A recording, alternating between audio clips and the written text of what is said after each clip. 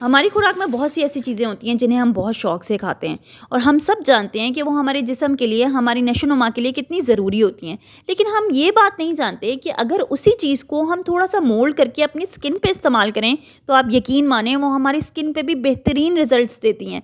आइए मैं आपको भी एक ऐसी चीज़ आज बताऊँगी जो ना सिर्फ़ आपको खाने में पसंद होगी, लेकिन अगर आप उसे अपनी स्किन पे एक बेहतरीन तरीके से इस्तेमाल करेंगे ना, तो वो आपकी स्किन को भी बहुत बेहतर रिज़ल्ट्स देगी। बस आपको थोड़ी-सी मेहनत करनी है, सिर्फ़ 10% मेहनत करनी है और आपको बेहतरीन रिज़ल्ट्स मिल सकते हैं। आइए तो चलते हैं अपनी मेन वीडियो की तरफ। अस्सलाम वालेकुम यूट्यूब फैमिली, कैसे हैं आप सब? उम्मीद करती हूँ आप सब खैरियत से होंगे और अपना बहुत ख्याल रख रहे होंगे। यहाँ हम बनाने लगे हैं स्किन वाइटनिंग सोप, वो भी चावलों से। आपके घर में जो भी चावल इस्तेमाल होते हैं, आपने उसी से स्किन वाइटनिंग सोप बनाना है। बस तो एक आध चीज़ आपको परचेज़ करनी पड़ेगी और वो भी बहुत ज़्यादा महंगी नहीं है, बहुत कम कीमत पे ही आप परचेज़ कर सकते हैं। अच्छा, आपको करना ये है कि आपको 1 कप चावल लेने हैं, उन्हें अच्छे से धो लेना है और भिगो लेना है। अगर आप चाहें तो उन्हें सारी रात भिगो सकते हैं, बहुत अच्छा है अगर आप उन्हें सारी रात भिगो लें। लेकिन अगर आप सारी रात नहीं भिगो पाते तो कोई बात नहीं, मैं आपको एक टिप बताती हूँ, आप वो कर सकते हैं। इसके लिए आपको करना होगा ये कि अगर आपके घर में कोई हॉट पॉट है, अगर हॉट पॉट नहीं है कोई बात नहीं, आपके घर में कोई कुकर होगा, उसमें आपने उन धुले हुए चावलों को डालना है और उसके बाद उसमें आपने शामिल करना है गर्म पानी। इस गर्म पानी को शामिल करने के बाद आपने अपने हॉट पॉट को या आपने अपने कुकर को अच्छे से बंद कर देना है। आप यकीन माने आपके चावल आधे घंटे में से 45 मिनट में, हार्डली आधे घंटे में भी आपके चावल फूल जाएंगे। आपको सारी रात उनको भिगो के रखने की कोई ज़रूरत नहीं है। यहाँ मैं आपको दिखाती हूँ नेक्स्ट क्लिप में कि मैंने किस तरह से चावलों को हार्डली 1 घंटे के अंदर अंदर बड़े आराम से फुला लिया था, यानी कि मुझे सारी रात उनको भिगोने की ज़रूरत नहीं थी। ये टिप आपको खाना बनाने में भी इस्तेमाल हो सकती है कि इफ़ इन केस अगर आपने दाल भिगोनी है तो आप उस तरह इसी तरीके से अपनी दाल भी भिगो सकते हैं आधे घंटे के लिए और आपका काम बहुत आसान हो जाएगा कुकिंग में। अब आपने चावलों को छान लेना है और उसके बाद आपने इन्हें खुश करना है। आप इन्हें चाहें तो किसी कपड़े पे खुश कर सकते हैं, आप चाहें तो अखबार पे कर सकते हैं, टिश्यू पेपर पे कर सकते हैं।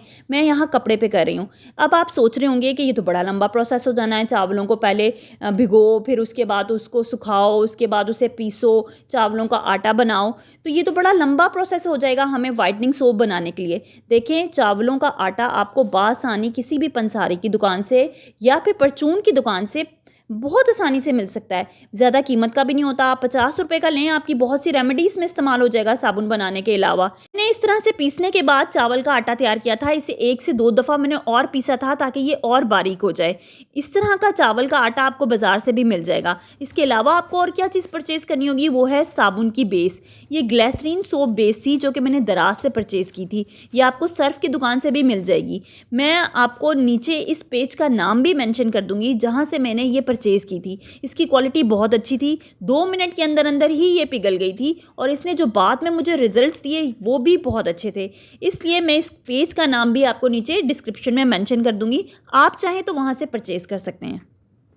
आए जी, राइस वाइटनिंग सोप तैयार करना शुरू करते हैं। आपको पतीली में लेना है पानी। इस तरह से खुले बर्तन में पानी ले लीजिएगा, उसके अंदर रखिएगा स्टैंड। स्टैंड नहीं है तो चूल्हे के ऊपर वाला पार्ट इस्तेमाल कर सकते हैं आप। उसके बाद उस बर्तन में आपने सोप के पार्टिकल्स डालने हैं, जिस तरह ये छोटे छोटे मैंने क्यूब्स किए हैं ना, ये आप उसमें डालिएगा। और आप जितनी अच्छी क्वालिटी का सोप बेस इस्तेमाल करेंगे ना, वो उतनी जल्दी पिघलता है और उतने अच्छे रिजल्ट्स देता है। बस आपने ध्यान ये रखना है कि जो पानी है ना, उसको टच करना चाहिए पैंदे से। जब वो पैंदे से टच करेगा तो आपका सोप हार्डली 2 से 3 मिनट में पिघल जाएगा। फिर आपने उसमें शामिल करना है चावल का आटा 1 बड़ा चम्मच। ये सारी मेजरमेंट ना मैं आपको 120 ग्राम सोप बेस के हिसाब से बता रही हूँ। यानी कि आप 120 ग्राम सोप परचेज करें, उसमें डालें 1 चम्मच चावल का आटा। अगर वो चावल का आटा आप घर का पिसा हुआ इस्तेमाल कर रहे हैं ना, तो वो 5 मिनट लेगा अपनी गुठलियाँ ख़त्म करने में। आपको 5 मिनट लगेंगे उसकी गुठलियाँ ख़त्म करने में। लेकिन अगर आप बाज़ार का इस्तेमाल करेंगे ना, तो होता यह है कि वो इतना बारीक पिसा होता है कि वो 2 मिनट में उसकी गुठलियाँ पिघल जाती हैं, यानी कि पिस जाती हैं। ये देखें, मिक्स हो जाएंगी बड़ी आसानी से सोप के दरमियान। अब मैं यहाँ इसमें शामिल करूँगी 1 बड़ा चम्मच एलोवेरा जेल। या आप घर का भी इस्तेमाल कर सकते हैं, बाज़ार का भी इस्तेमाल कर सकते हैं। मैं इसका प्रोसेस आपको नहीं बता रही क्योंकि बहुत लंबी हो जाएगी वीडियो। घर का एलोवेरा जेल जो आप लें, उसे अच्छे से ग्राइंड कर लें, उसके बाद इसमें शामिल कर लें। इसे भी बहुत अच्छे से मिक्स करने के बाद अब हम इसमें शामिल करेंगे आधा चम्मच ग्लिसरीन। ग्लिसरीन किसी भी मेडिकल स्टोर से बड़ी आसानी से मिल जाती है, बहुत ज़्यादा महंगी भी नहीं होती है। फिर हम इसमें सिर्फ एक विटामिन ई का कैप्सूल शामिल करेंगे क्योंकि हमारी क्वांटिटी थोड़ी है। अब इसे हमें हल्का सा ठंडा कर लेंगे। उसके बाद सिलिकॉन मोल्ड्स मिलते हैं दराज से या मार्केट से भी मिल जाते हैं बआसानी। आप उसमें ये हल्का ठंडा करने के बाद इस सिलिकॉन मोल्ड में आप शामिल करेंगे। बर्तन को अच्छे से साफ़ कर लीजिएगा ताकि ज़ाया ना हो। और फिर आपने इसे 20 मिनट के लिए फ्रिज में रखना है और आप यकीन माने आपका साबुन इतना अच्छा तैयार होगा। और इसके रिज़ल्ट्स मैं आपको अभी आगे दिखाती हूँ कि ये कितने अच्छे रिज़ल्ट्स देगा। ना सिर्फ इसको मैंने अपने स्किन पे इस्तेमाल किया, अपने फेस पे इस्तेमाल किया, बल्कि घर में बाकी लोगों को भी मैंने इसे दिया और उनसे कहा कि आप इसे इस्तेमाल करें और मुझे बताएं कि इसके रिज़ल्ट्स कैसे हैं। वो भी मैं आपको बताती हूँ कि उन्होंने मुझे कैसे इसके आउटपुट दी कि ये कैसे रिज़ल्ट्स दे रहा है। ये तमाम चीज़ें जो मैंने आपको सोप तैयार करने के लिए बताई हैं ना, ये आपको बआसानी बाज़ार से भी मिल जाएंगी, ये आपको बआसानी दराज से भी मिल जाएंगी। आप उन्हें कहें कि 120 ग्राम मुझे सोप की बेस चाहिए, आपको अब अपने दरवाजे पे दराज पे मिल जाएंगी कि दराज वाले आपको भेज देंगे। आप उसे इस्तेमाल करें और अपनी मर्ज़ी की चीज़ें शामिल करें। जैसे अगर आपको क्वांटिटी ज़्यादा बना के रखनी है, आप ज़्यादा बना के रख लें। आपको मैं बताऊँ, ये आप इससे इस फॉर्मूले को यूज़ करते हुए आप अपना एक छोटा सा बिज़नेस स्टार्ट कर सकते हैं। आप यकीन माने आप बाद में मुझे दुआएं देंगे कि आपने तो मुझे हमें बिज़नेस आइडिया दे दिया है। और मैं आपको एक और बात बताऊं कि ब्रांड्स की ना हमें आदत हो जाती है। हम कहते हैं कि भाई हम पैसा खर्च करें, एक महंगे से महंगा ब्रांड लें और फिर हमें स्किन वाइटनिंग आएगी। नहीं जी, कुदरती चीज़ें हमें ज़्यादा अच्छे रिजल्ट्स देती हैं। बस थोड़ा सा टाइम टेक हमें चाहिए होता है, थोड़ी सी मेहनत चाहिए होती है। और आप यकीन माने कुदरती चीज़ें हमें ज़्यादा अच्छे रिजल्ट्स देती हैं। और यहाँ देखें, मैं आपको अभी वॉश करके दिखाती हूँ कि मेरी स्किन पे पहली दफ़ा पे ही यूज़ करने के बाद मुझे इतने अच्छे रिजल्ट्स मिल रहे थे।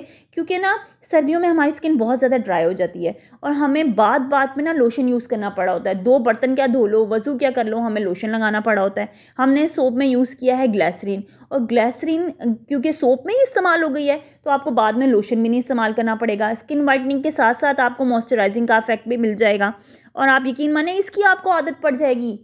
और जब आदत पड़ जाए ना तो इंसान हर चौथे दिन सोप तैयार कर रहा होता है। आप यकीन माने आप भी यही करेंगे। मेरी देवरानियों ने जब इस्तेमाल किया तो उन्होंने मुझे यही कहा कि इसके रिज़ल्ट्स बहुत अच्छे हैं, बस जो कमी महसूस हो रही है ना वो खुशबू की है, यानी कि इसमें थोड़ी स्मेल भी होनी चाहिए थी ताकि ये और ज़्यादा अट्रैक्ट करे। रिज़ल्ट्स तो ये बेहतरीन दे ही रहा है, थोड़ी अट्रैक्शन के लिए इसमें स्मेल होनी चाहिए थी। इसलिए मैं आपसे कहूँगी कि जब आप इसे बनाएं और अगर चाहें तो आप इसमें स्मेल ऐड कर सकते हैं, ये आपके ऊपर है। मैंने ऐड नहीं की थी क्योंकि मुझे ऐसे ही सही लगता है। मुझे मेन जो चीज़ मुझे चाहिए वो वाइटनिंग है और साथ में मॉइस्चराइजिंग है। अब मैं आपसे एक रिक्वेस्ट करूँगी, आप कह लें कि आपसे एक फ़ेवर मांगूंगी कि अगर आपको मेरी वीडियो से कोई ना कोई चीज़ सीखने को मिली हो, कुछ भी सीखने को मिला हो या कोई भी इन्फॉर्मेशन में इजाफा हुआ हो, तो प्लीज़ मेरी वीडियो को लाइक कीजिएगा, चैनल को सब्सक्राइब कीजिएगा, ये वीडियो आगे भी शेयर कीजिएगा। आपके एक लाइक से, सब्सक्राइब से इंसान को ना बड़ा हौसला मिलता है आगे काम करने का। और आप यकीन मानिए एक दफ़ा इसे बना के ट्राई ज़रूर कीजिएगा, आप मुझे दुआएं ज़रूर देंगे क्योंकि ये रिज़ल्ट्स बहुत ज़बरदस्त देता है। चलिए अब मुझे दीजिए इजाज़त, इंशाल्लाह आपसे नेक्स्ट वीडियो में मुलाकात होती है। अपना बहुत ख्याल रखिएगा। टेक केयर, अल्लाह हाफ़िज़।